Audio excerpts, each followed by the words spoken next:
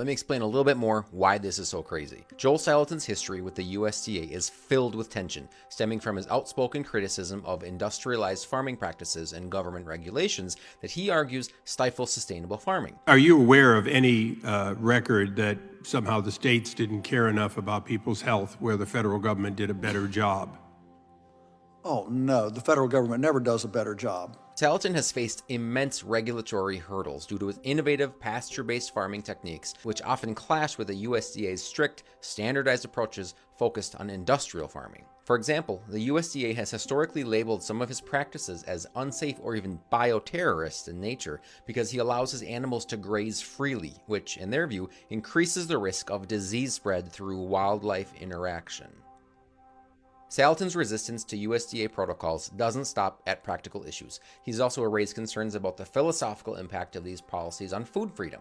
He criticizes how regulations enforce conformity to industrial models, which prioritize mass production and profit over environmental health and food quality. Salatin argues that small farmers like himself are often squeezed out by big agricultural players supported by the USDA's regulations, which favor factory farming over small, local producers.